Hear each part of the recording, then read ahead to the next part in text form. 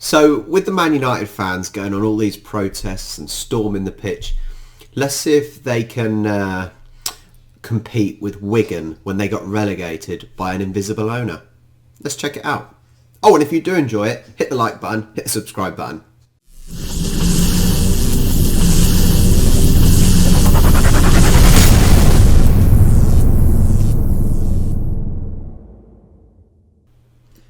So let's see if Man United really think they've got it bad. At least they haven't been relegated. And they are still, what, second in the league as I speak?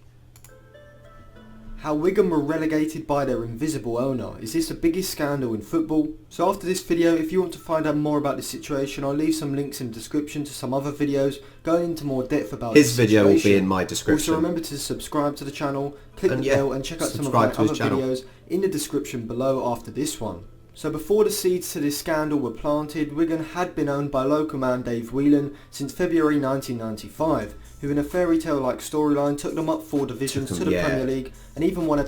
I remember literally Wigan came from nowhere and they just went up and up and up in the pyramid system into the Prem. A fantastic story at the time. An FA Cup in 2013. Just 19 months ago in November 2018, Whelan sold Wigan to the International Entertainment Corporation, a company registered in the Cayman Islands who owned hotels and casinos in Manila, the Philippines. Registered in the Cayman Islands. I wonder why. They're registered in the Cayman Islands. Something to do with HMRC? And if you don't know what HMRC is, basically the tax man. Cayman Islands, hide there so you don't have to pay your taxes. And were listed on the Hong Kong Stock Exchange, with the reported fee to take over the club being around £15.9 million. The face of IEC was Dr. Stanley Cho, a professional poker player. Initially everything seemed rather sensible after the takeover as the new owners sought to relay the pitch and seemed pretty shrewd in the transfer market. Ken Al-Young, also known as Kenneth, became involved in late 2019 when Stanley Cho and IEC set up the Next Leader Fund, which would take control of the club, where Stanley Cho would be the 51% shareholder and Al-Young would own 49%. So this just seemed like a changing... You can tell by this video, this character, there's no picture for this character, is there? There's no photo. It's just a black man in a black suit.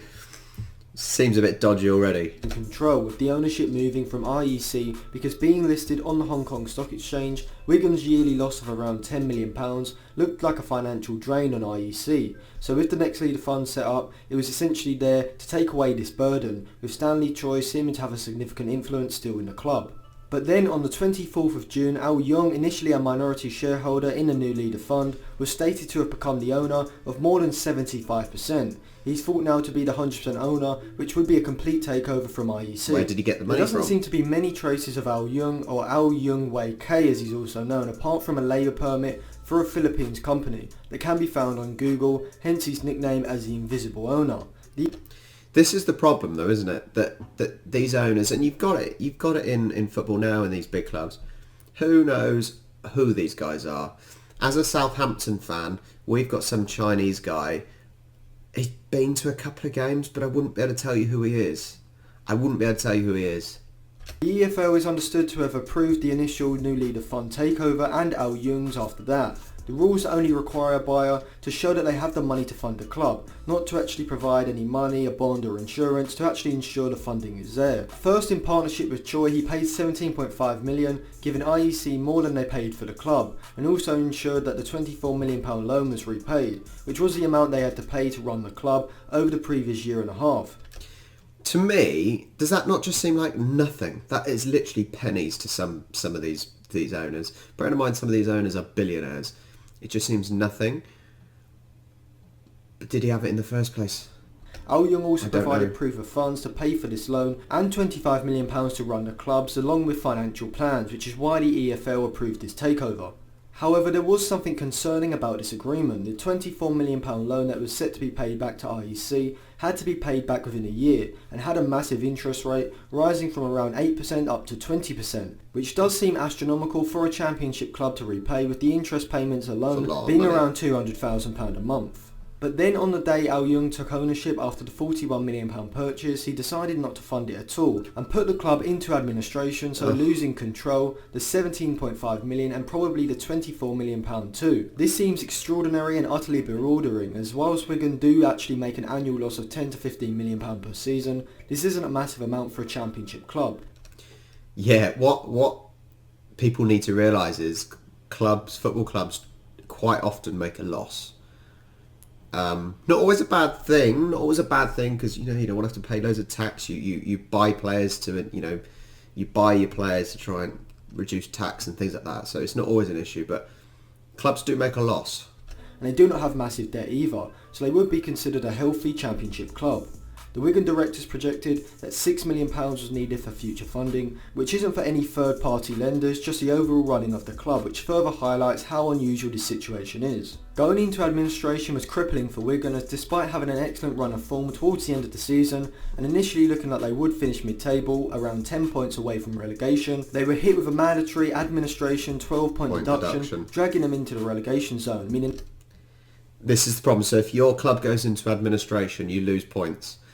As a Southampton fan, we had it as well. We went down to League One, which is the third tier. We went into administration, we lost points.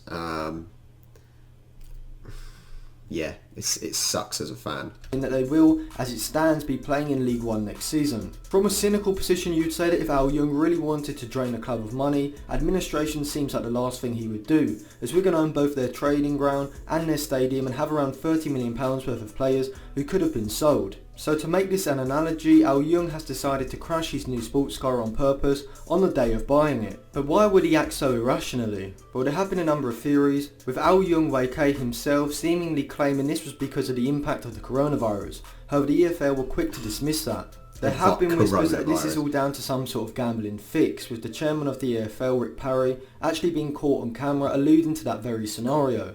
It seems... The coronavirus to these billionaires has done nothing, let's be honest. They make all their money back in interest. So, yeah, that can't be the reason. That can't be the reason, surely, with these clubs, when they've got owners that are as rich as they are. And like I said, 25 million is nothing to some of these guys.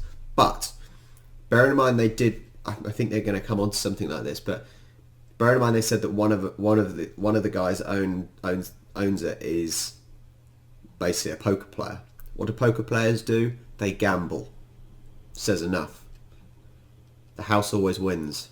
Seems like the only plausible theory that Al Young had a vested interest in seeing Wigan go down, and due to him spending £40 million to actually take over Wigan, it seems like he must have had a large financial interest in Wigan getting relegated. Imagine if that was the case. Wigan have appealed their points deduction, so the end of the story seems unclear. But what is clear is, even with limited knowledge of the full story, this is potentially one of the biggest scandals in football history. So thank you for... Wow. So, obviously Wigan got relegated because of the point deduction, but imagine that.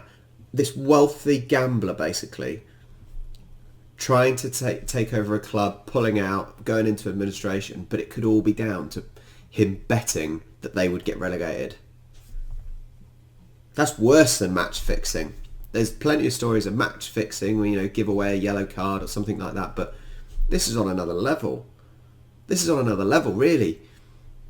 Now, if you're one of these Man United fans or one of these European Super League fans of the clubs, how do you think you're doing? How do you think you're doing sat second in the table?